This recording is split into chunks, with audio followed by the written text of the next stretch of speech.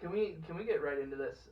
You asked me if I had if I had listened to the new Eminem CD. Yeah. What did you think of it? I listened to 2.5 songs. Okay. And it's just I'm done with Eminem. Like, Okay. I'm about to be 30. I've heard. Do you think that if this album came out 15 years 4 ago? years ago, 4 years ago. would that be rejuvenating for his career? I agree with you that this is too late. It's 2020. Mm-hmm. But I think that 4 or 5 Dude's years in his ago, 50s. he's old. Yeah. That's the problem with, like, rap music, is, like, we haven't had to deal with old rappers. Yeah, because they're all, I mean, we kind of do. I mean, we do now, but, Yeah. like, we're living through, like, the first old rappers. Like, we grew up with, like, the Beatles already being old and half dead. Right. And, like, the Rolling Stones. Half dead! I mean, half of them are dead. Right, I get it. Yeah, exactly half. I mean, three-quarters. Paul Okay. McCartney's been dead since the 60s, but, that's my favorite conspiracy theory. It was my first one. Okay. It's very special. You That never forget explains your a lot. first, you That know? explains a lot. But, yeah, I don't know. You just see, like, Dr. Dre's old. Eminem, like, fine, whatever.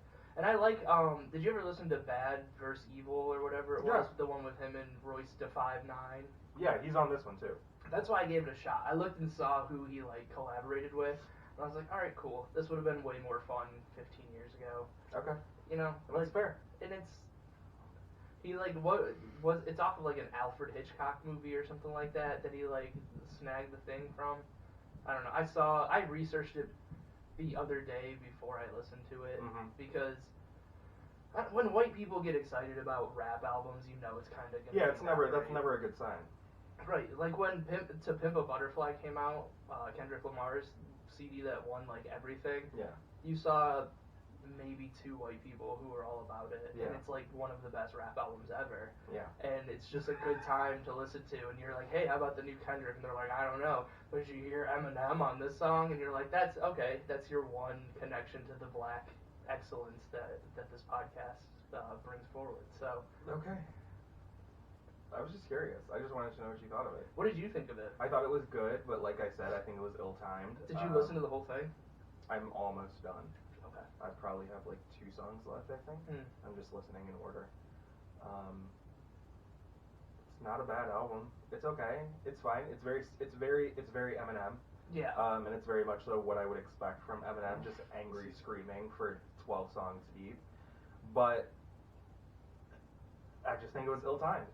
I think it could have been a great album 5 years ago, and I will stand by that. Yeah, and I mean, one of the lines that he says in it, like you said, it's very Eminem, and maybe that's what it is I've just, like, grown out of that being impressive. Sure. Like, you're like, oh, I know he's gonna try to rap Orange and, like, make it make sense. Or so, you know what I mean? Like, I watched the 60 Minutes. This is alright, I already said I got a cup of coffee. I love 60 Minutes, and I watched the 60 Minutes thing on Eminem. Because, like, white rapper from Detroit. Yeah. 8 Mile was, like, a huge movie when I was growing up. That was a huge movie. It was a great movie, too. And, like, being from the Toledo area, everybody wants to be from Detroit over there, like, because it's the closest real city. Who wants... Go ahead. But, especially when 8 Mile came out and I was in a suburb of Toledo, you better goddamn believe that every white kid had their fucking hair dyed yellow or tried to. Like he had. It was just, it was rough. There's pictures out there of my hair being orange because my hair was too dark to be, like, bleached like his. It was a thing. So, like, you grow up, like, everybody's an Eminem fan. Yeah. Because you're like, oh, a white rapper. I love rap music. I like white people because I'm one of them. Like, this is perfect. There's a Venn diagram for me. I feel like becoming a fan of Eminem and then very quickly outgrowing that is like a coming of age in America. For sure. You know what I mean? Like, he for a lot of people, I feel like I know a lot of people who their first introduction to rap was Eminem. Yeah.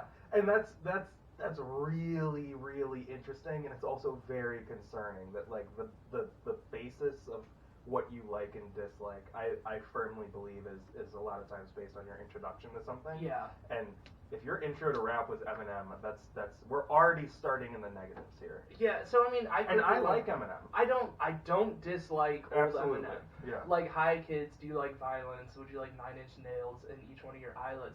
Like, you hear that beginning, you're like, this is a fucking banger right off the rip. Like, it is a great tune. Yeah. And I went from like Eminem to Linda buying me D12 World. Oh my god. And you're just like, oh, this is like, I don't want to say thug shit, because again, I'm in the suburbs of Toledo, like, listening to this shit.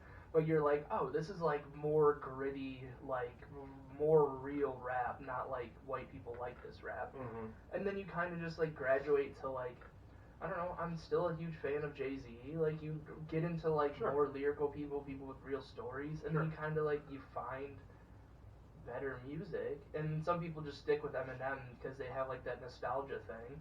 And it's like, oh, Eminem came out with a new thing, and it sounds exactly like the same shit from 30 years ago.